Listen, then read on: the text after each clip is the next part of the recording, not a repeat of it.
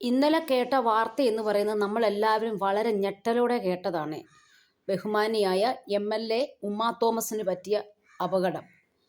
ഇത് ശരിക്കും പറഞ്ഞു കഴിഞ്ഞാൽ കേരളം എന്ന് പറയുന്ന നമ്മുടെ നാടിൻ്റെ ഒരു വല്ലാത്തൊരവസ്ഥയായിപ്പോയി ഇത്.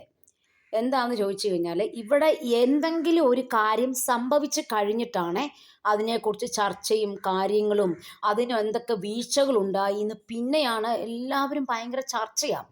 ഒരു ഒരു പരിപാടി വരുമ്പോൾ ആ പരിപാടി സംഘടിപ്പിക്കേണ്ട കാര്യങ്ങൾ എങ്ങനെയായിരിക്കണം, അതിൻ്റെ പ്രോട്ടോക്കോളൊക്കെ എങ്ങനെ ഉണ്ടായിരിക്കണം, അതിൻ്റെ മറ്റുള്ള എല്ലാ റൂൾസ് ആൻഡ് റെഗുലേഷൻസും അത് എങ്ങനെയായിരിക്കണം, ഇതിനെക്കുറിച്ചൊക്കെ വേണ്ട രീതിയിൽ കൈകാര്യം ചെയ്യാതെ ചുമ്മാ ആരെങ്കിലും ഒക്കെ തോന്നുന്ന പടിക്കെല്ലാം ചെയ്തു പോയിട്ട് ലാസ്റ്റ് ഈ സംഭവിക്കുമല്ലോ, ഓരോരുത്തർക്ക് ഓരോ വിഷമങ്ങൾ സംഭവിച്ചു കഴിയുമ്പോൾ അവരത് ക്രൂശിലേറി ഒരുപാട് നാൾ ജീവിക്കേണ്ട ഒരു അവസ്ഥയാണ് നമ്മുടെ നാട്ടിലുള്ളത്. ഇങ്ങനെ പല കാര്യങ്ങളും ഇപ്പം നമ്മൾ നേരത്തെ റോഡിൻ്റെ അവസ്ഥ, റോഡിൽ തന്നെ നമ്മൾ ധാരാളം വണ്ടികളുണ്ട്. പക്ഷേ റോഡിൽ ഇതുവരെ ഒരു സിഗ്നൽ സിസ്റ്റം പ്രോപ്പർ രീതിയിലില്ല.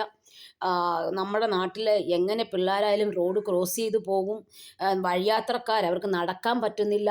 അതുപോലെ തന്നെ നേരം വെളുത്ത് വോക്കിങ്ങിന് പോകുന്ന ആൾക്കാരെ സംബന്ധിച്ച് അവർ പോലും സൈഡിൽ കൂടെ ജസ്റ്റ് പോവുകയാണ്, നടപ്പാതയില്ല പ്രോപ്പറായിട്ട്. ഇങ്ങനെ ഒരുപാട് കാര്യങ്ങൾ, എന്ത് കാര്യം ഉണ്ടായാലും ഉണ്ടല്ലോ, എത്ര അതിനകത്ത് പങ്കെടുക്കാൻ പോകുന്നത് മന്ത്രിമാരായിരിക്കും, മറ്റുള്ള ഉന്നത തലത്തിലിരിക്കുന്ന ആൾക്കാരൊക്കെ ആയിരിക്കും. പക്ഷേ ഇതിനകത്ത് ഇവരെല്ലാം പങ്കെടുക്കുന്നുണ്ടെങ്കിലും ഒരു വീഴ്ച സംഭവിച്ചതിന് ശേഷം മാത്രമാണ് അതിനകത്തുള്ള പോരായ്മകളും അതിനകത്ത് എന്തെങ്കിലും തട്ടിപ്പ് വെട്ടിപ്പോ നടന്നിട്ടുണ്ടോ ഇതെല്ലാം പുറത്തു വരുന്നത് പിന്നീടാണ്.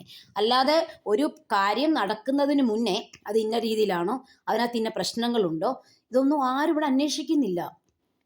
പക്ഷെ നമ്മൾ മറ്റുള്ള രാജ്യങ്ങളിലോട്ട് ചെന്ന് കഴിഞ്ഞാൽ ഉണ്ടല്ലോ, പ്രോപ്പറായിട്ട് സിസ്റ്റം ഉണ്ട് അവിടെ ഓരോന്നിനും. അവിടെ ഇതാണ് പ്രോപ്പർ ചെക്കിങ് കാര്യങ്ങളെ ജനങ്ങളെ അവർക്ക് ഒരു മനുഷ്യ ജീവൻ അവിടെ ഭയങ്കര വിലയാണ്. മനുഷ്യൻ്റെ ജീവൻ എന്ന് പറഞ്ഞു കഴിഞ്ഞാൽ ഇവിടെ ഇപ്പം യാതൊരു വിലയും കൽപ്പിക്കുന്നില്ല, ഒരു വിലയില്ല. എല്ലാം സംഭവിക്കുന്നതിന് മുന്നേ സംഭവിച്ചതിന് ശേഷം പിന്നെ കിടന്നുകൊണ്ട് നമുക്കെല്ലാം ബുദ്ധിമുട്ടാണ്. അതിന് മുന്നേ വേണ്ട പ്രിക്കോഷൻസ് കാര്യങ്ങളൊന്നും ആരും ഒന്നിനും എടുക്കുന്നില്ല ഇവിടെ. ഇത് വല്ലാത്തൊരു തലവേദനയായി മാറിക്കൊണ്ടിരിക്കുക ഇങ്ങനെ പോയി കഴിഞ്ഞു കഴിഞ്ഞാൽ. ഇപ്പം ഇപ്പം നമ്മുടെ നാട്ടിലൊക്കെ ഭയങ്കര ഒരു കാര്യം എന്നറിയോ, എപ്പോഴും എല്ലായിടത്തും ഇങ്ങനെ പരിപാടികൾ ഇങ്ങനെ സംഘടിപ്പിച്ചുകൊണ്ടിരിക്കുക.